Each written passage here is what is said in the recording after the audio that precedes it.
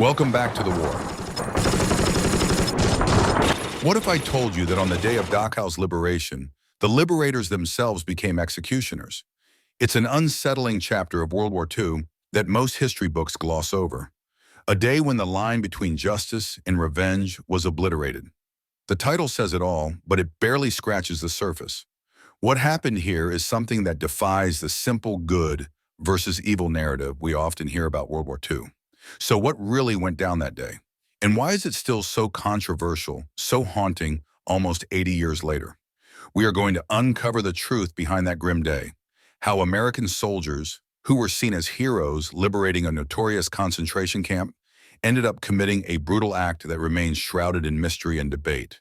Stick around and tell us your thoughts, because by the end of this video, you might find yourself questioning not just what happened at Dachau, but the very nature of justice and morality in war.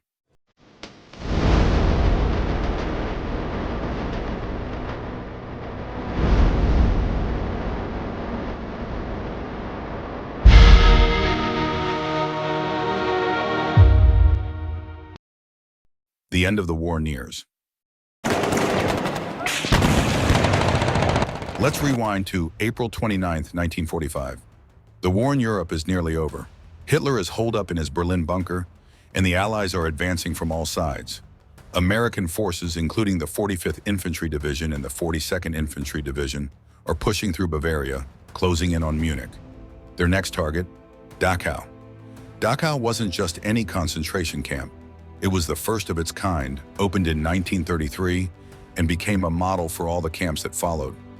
Over the years, tens of thousands of people, political prisoners, Jews, Roma, and many others, suffered and died there. As the war was drawing to a close, the camp was overflowing with prisoners from other camps, crammed into a space designed for far fewer, creating conditions that were beyond inhumane. But nothing could have prepared the American soldiers for what they were about to see when they arrived at Dachau that day. The horrors discovered. Picture this. The soldiers arrive at the camp, and what they find is beyond comprehension. Rail cars filled with corpses, the stench of death hanging thick in the air. Emaciated prisoners, barely alive, look at them with hollow eyes. And then there were the SS guards, some trying to hide, others surrendering, knowing their end was near. The soldiers were battle-hardened. Many had fought across North Africa, Sicily, and Italy before making their way through France and into Germany. They had seen their friends die. They had seen war in its ugliest forms. But what they saw at Dachau was something else entirely. It wasn't just war, it was evil, distilled into its purest form. The soldier's dilemma. Now imagine the emotions running through these soldiers' minds.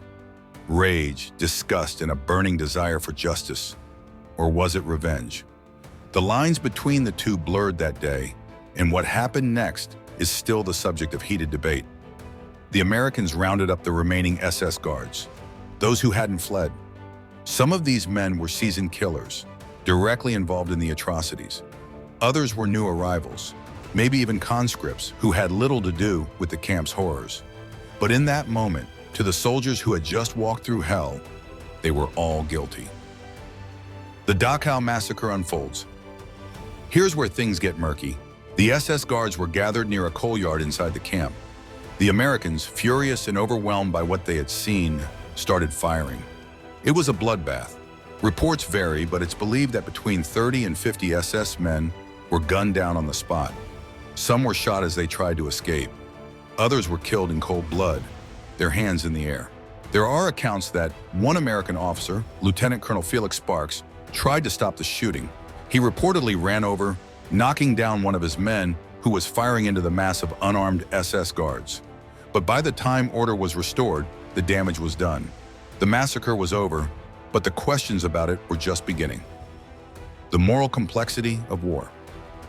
Let's take a moment to really think about what happened here. On one hand, you have soldiers who had just witnessed some of the worst atrocities imaginable. They were filled with righteous anger, and in the heat of the moment, they took matters into their own hands. But on the other hand, was this act of vengeance justifiable? Or did it cross a line into something darker? This is where the story of the Dachau massacre becomes deeply complex. It challenges our understanding of justice in the context of war. Was this simply an act of retribution by men pushed to their limits? Or was it a war crime in its own right? The aftermath and cover-up. The aftermath of the massacre was swift. Officially, the U.S. Army conducted investigations, but the results were quietly buried. No one was court-martialed for the killings, and the incident was largely kept out of the official record. Some of the soldiers involved were reassigned, others were sent home. The story of the Dachau massacre remained a dark secret, whispered about but rarely spoken of openly. However, over time, the truth began to leak out. Veterans talked, journalists dug into the story, and eventually, the massacre became a controversial chapter in the history of World War II. A reminder that even those on the side of justice can cross the line. Reflecting on justice and vengeance. This brings us to the heart of the matter. How do we judge what happened that day at Dachau? Were the American soldiers heroes who simply lost control after witnessing unimaginable horrors? Or were they perpetrators of a crime, forever tainting the liberation of Dachau? This story forces us to grapple with the moral ambiguities of war. It's easy to see the world in black and white, to label one side good and the other evil. But the reality of war is far more complex, and sometimes even the good guys can find themselves crossing lines they never thought they would. The legacy of Dachau. In the end, the massacre of SS guards at Dachau is a chilling reminder of what war can do to even the most righteous of causes. It shows us that the horrors of conflict can push people to the brink, blurring the lines between justice and vengeance. As you think about this moment in history, consider how it fits into the broader narrative of World War II.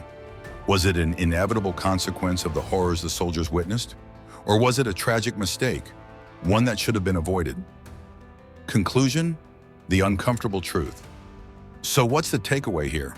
The story of the Dachau massacre is one of those uncomfortable truths about World War II that challenges the black and white narratives we often prefer. It's a story that forces us to confront the moral complexities of war and the cost of vengeance. Was the Dachau massacre an act of justice or a tragic mistake? Let us know your thoughts.